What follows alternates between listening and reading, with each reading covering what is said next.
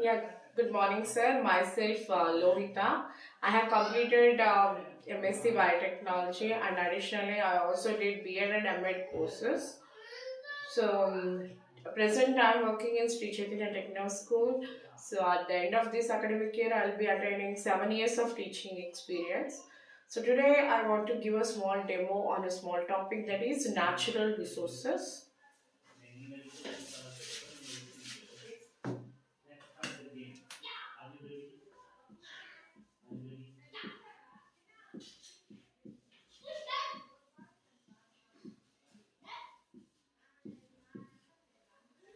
First, actually, what are resources?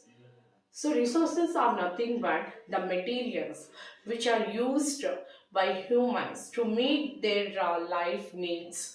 So, those materials which are available and which are useful for human activities, we call them as resources. So, natural resources means, as the name itself indicating that, so what are the resources of available on earth or from the earth, what are the materials we are getting in order to make human activities fulfill as known as natural resources.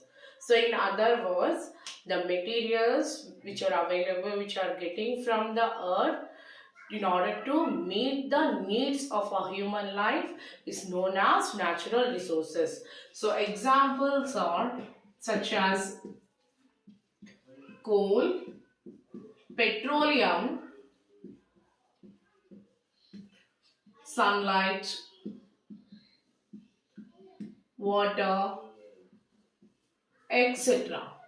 So if you see, these are all the resources which are useful for human activities. So based on the availability, based on their availability, how much we can get these resources, these natural resources are again classified into two types.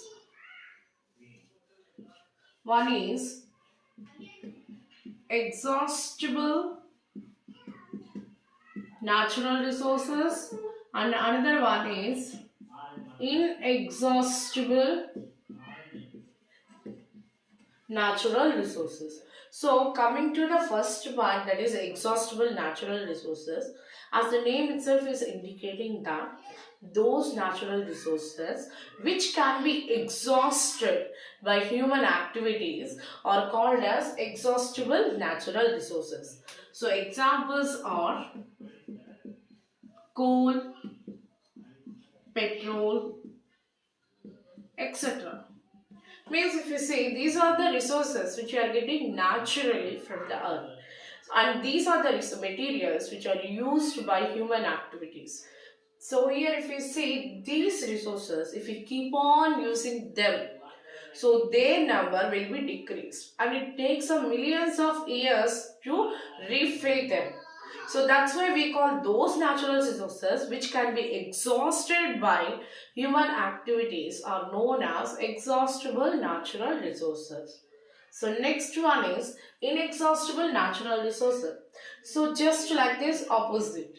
So the natural resources which cannot be exhausted by human activities are known as inexhaustible natural resources.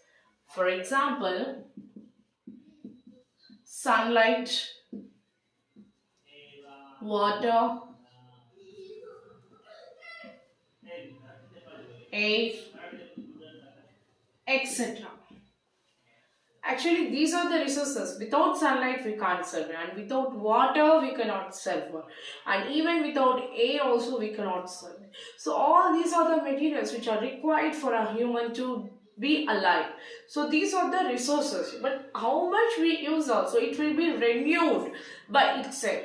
So, it can be refilled. So, these resources cannot be exhausted by human activities. So those natural resources which cannot be exhausted by human activities are known as inexhaustible natural resources. Those natural resources which can be exhausted by human activities are known as exhaustible natural resources. So examples are coal, petrol, even we can also say trees, those living organisms also comes under natural resources. So since human beings, so nowadays we are cutting more plants, because of in order to make furnitures. So there are many things, even in order to utilize the land for agricultural purpose. So we are destroying the forest. Even that also comes under natural resources. You may think plants can come, right, but in order to arise a single plant, convert a plant into tree, it takes some millions of years.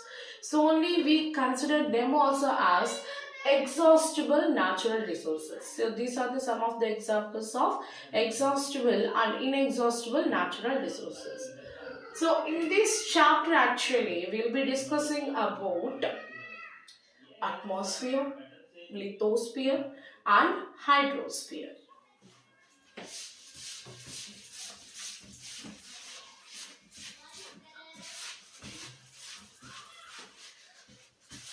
Actually, the chapter is natural resources. So obviously, in this chapter, it will be dealing about atmosphere, hydrosphere, and lithosphere. But why we have to discuss about these atmosphere, lithosphere, and hydrosphere? Because all these are the resources which are used by living organisms. So living organisms means where we can live only in biosphere. So what is a biosphere?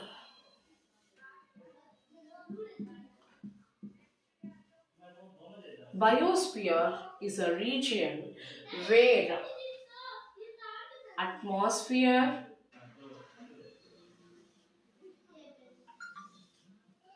where atmosphere, lithosphere and hydrosphere. So where all these three regions, let me draw it clearly.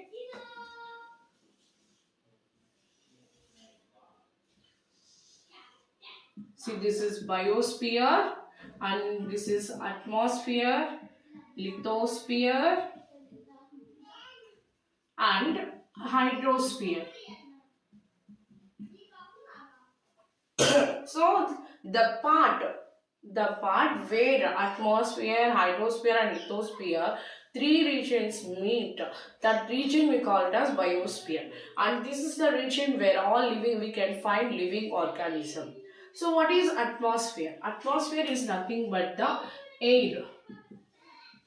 So air which is covering our earth. So what is lithosphere? Lithosphere is nothing but the water which is found on the earth's surface. Next, lithosphere is nothing but the soil, the earth crust.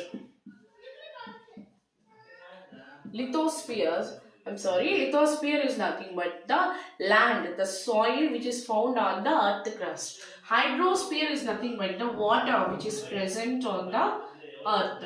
So where this land, air and water, where these three regions meet, that we call it as biosphere. And in that region only we can find living organisms.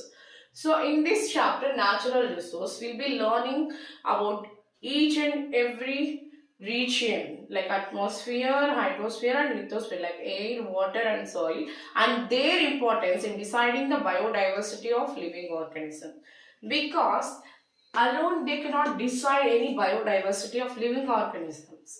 So where these three regions meet, that particular part can decide which type of species can survive in which type of region.